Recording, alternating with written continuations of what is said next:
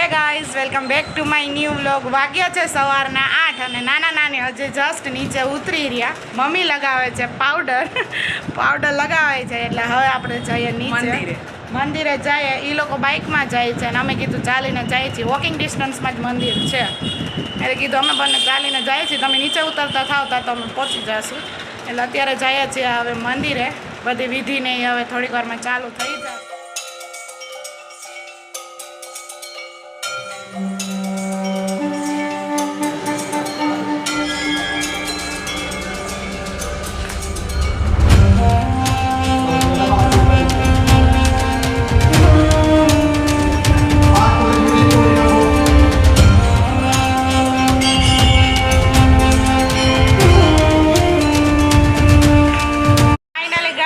અત્યારે ઘરે આવી ગયા છીએ અને થોડી ઘણી પ્રિપેરેશન થઈ ગઈ છે અને અત્યારે જાઉં છું નીચે 2-3 કામ ભેગું કરવા માટે, કારણ કે પછી ઉપર નીચે થાય છે એટલે 2-3 કામ ભેગું થઈ ગયું છે. એટલે હવે હું નીચે જઈશ. દુકાનમાં વસ્તુ ગોતવાની છે. મામાએ ક્યાં મૂકી હોય એ ખબર ન હોય, પણ નીચે જઈને ગોતવી પડે કે આ વસ્તુ ક્યાં હશે.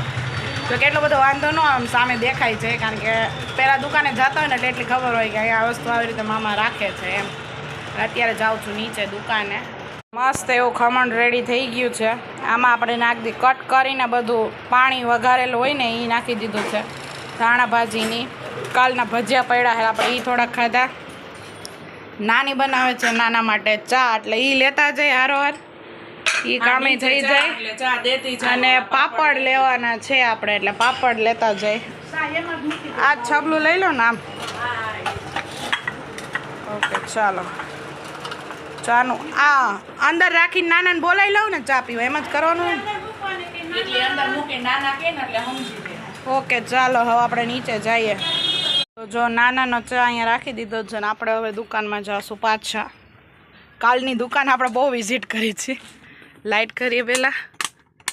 હા, કાલની એટલી વાર દુકાન વિઝિટ કરી નગર તો આગળ દુકાને જવાનું હોય ને મામાને કે મામા આ વસ્તુ આપો, એટલે મામા ડાયરેક્ટ આપી દે. હા ચાલો, લાઇટ થઈ ગઈ. આપણે લેવાના છે પાપડ. સાઈડમાં બધી વસ્તુ મોસ્ટ ઓફ થઈ ગઈ છે. પાપડ ગોતવાના છે. જોયું પડી છે ને અહીંયા પાપડ લેવાના.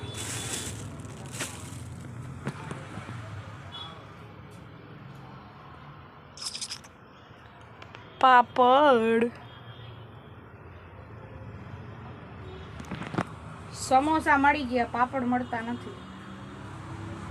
આ સાઈડ ભૂંગળા રાખ્યા છે, આ સાઈડ ભૂંગળા છે. ના ના આ હા હારી કપડા ઉપર છે. આવો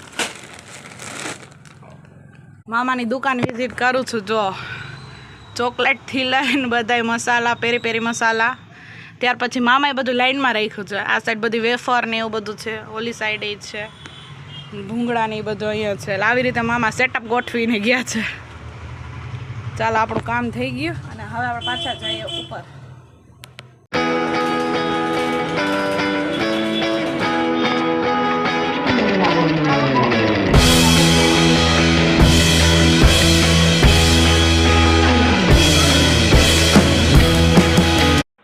હજી છે ને જમવાની વાર હતી તો આપણે આવી ગયા છે. જલ્દી જઈએ. આ લિફ્ટ આવી ગઈ.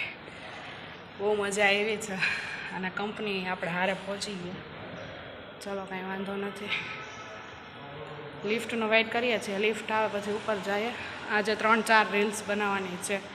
વેનસડે લગીમાં દેવાની છે, એટલે એ કામ કરવાનું છે હવે આપણે.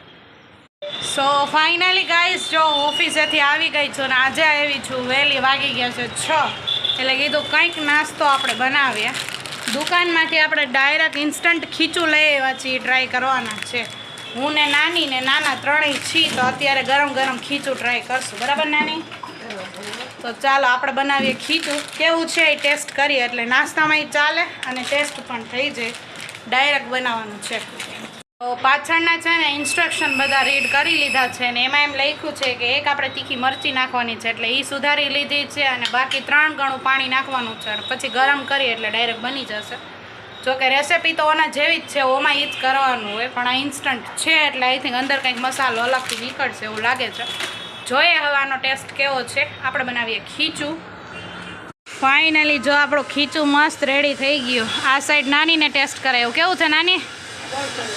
નાનાને દયા આવી, નાનાને મજા આવી. અને હવે અમે નાની બે ખાઈ લઈએ ખીચું. બહુ જ મસ્તનું થયું છે નહીં? ટ્રાય કરશું નેક્સ્ટ ટાઈમ પાકું.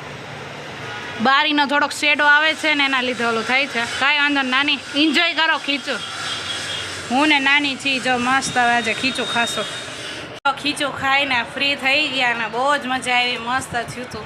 અને એમાં એવું થયું આજે વહેલી એટલે આવી કારણ કે આજ સવારે છે ને થોડુંક સરખું નહોતું. ગઈ ત્યારે તો બરાબર હતી તબિયત, પણ ત્યાં ગઈ ને પછી થોડીક વાર પછી આઈ થિંક ગરમી લાગી હોય કે વોટ એવર જે થયું હોય, પણ આમ એકદમ પરસેવો વળવા માંડ્યો ને બોડી આખું ઠંડુ થઈ ગયું, કંઈ એનર્જી નહોતી રહી.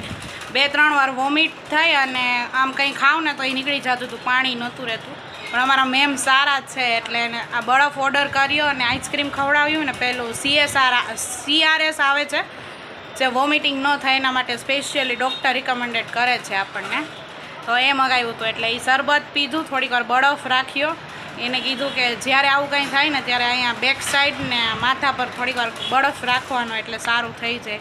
એટલે ઓર્ડર કર્યો ને પછી થોડુંક કામ કર્યું. મેડમ કે આજે તું ઘરે હોઈ જા, કાંઈ વાંધો નહીં, કે ફ્રેશ થઈને કાલે આવજા, કાલે કામ કરશું જેટલું બાકી છે એટલું. એટલે ઘરે આવીને સારું હતું એટલે ગરમ ગરમ ખીચું બનાવીને નાસ્તો કર્યો.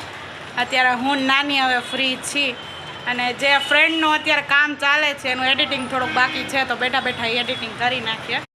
તો જો અત્યારે છે ને નાની વણે છે પૂરી, જે પૂરીનો લોટ વહી જતો હતો ને એમાંથી પૂરી બનાવવાની છે અને ખાખરા કરીએ છીએ અત્યારે. કેમાં કરીએ છીએ નાની? આપણે ઓવનમાં. નાની આ સાઈડ રામાયણ જોતા જાય છે ને વણતા જાય છે અને આ ટાઈપના આપણા ખાખરા થાય છે. કીધું તળેલા ખાવી પૂરી એના કરતાં છે ને અત્યારે જ આપણે ઓવનમાં આવી રીતે શેકી નાખીએ.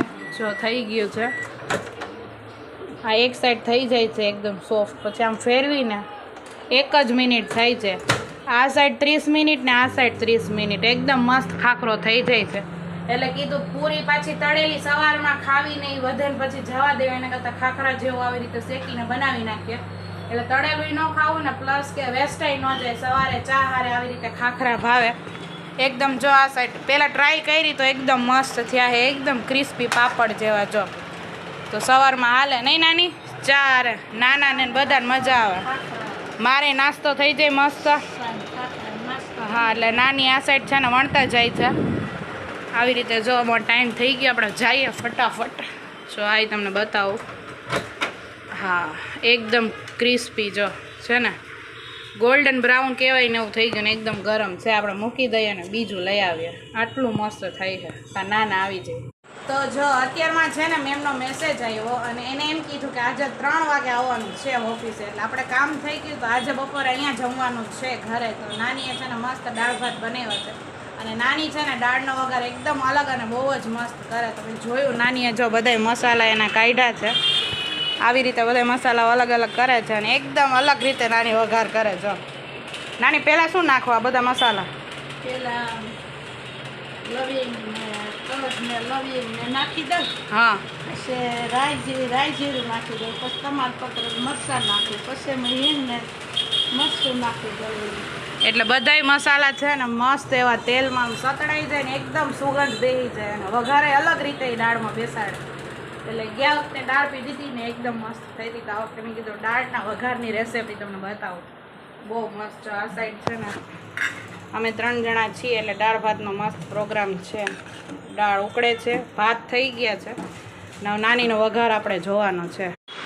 જો નાનીએ વઘાર્યું મૂકી દીધું છે, એમાં નાખ્યું છે પહેલાં તેલ અને હવે નાની ચાલુ કરશે નાનીનો સ્પેશિયલ વઘાર. રેડી નાની? ચાલો ઓલા મસાલા નાનીએ ગોઠવી દીધા છે બધાય અને હવે ડબ્બીમાંથી કાઢશે નાની.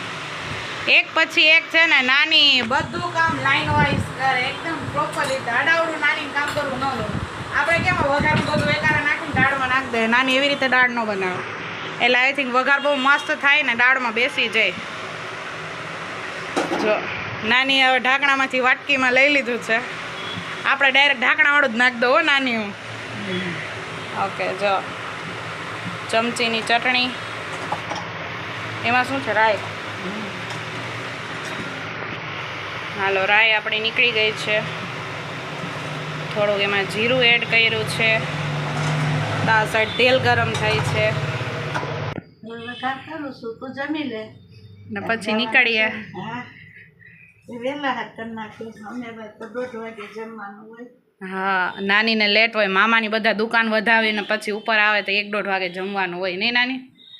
અમારે તો વહેલું હોય, 12 થાય ત્યાં ડીશ પડી ગઈ હોય. તાર જાવું હોય ને પાછું. અને અહીંયા અમારા ઓફિસમાં કેવું છે, બ્રેકનો ટાઈમ ન હોય, એકબીજાને ભૂખ લાગે ને પછી કંઈક 1 વાગે બ્રેક થઈ જાય, કંઈક 1:30 વાગે થઈ જાય, કંઈક 2 વાગી જાય ને કંઈક 2:30 વાગે અમારી બ્રેક હાલતી હોય. એટલે અહીંયા કંઈ બ્રેકનું નક્કી ન હોય, એમ કે હાલો હવે નાસ્તો કરવો હોય તો બધા હારા પછી બેસી જાય.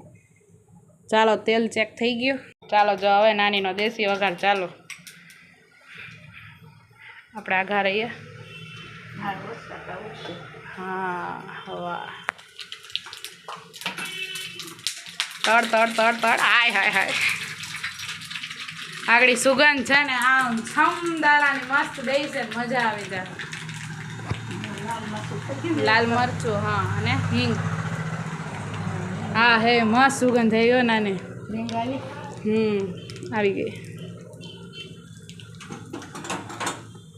એ વાહ ડન. ચાલો હવે બેસી જઈએ જમવા. અને અહીંયા આ બ્લોગનો એન્ડ કરું છું. આઈ હોપ કે તમને આ બ્લોગ સારો લાગ્યો હોય તો લાઈક કરો, શેર કરો, કમેન્ટ કરો અને સબસ્ક્રાઈબ કરજો. અહીંયાથી આપણો બ્લોગ કન્ટિન્યુ કરશો હવે 3 વાગ્યાથી. બાય.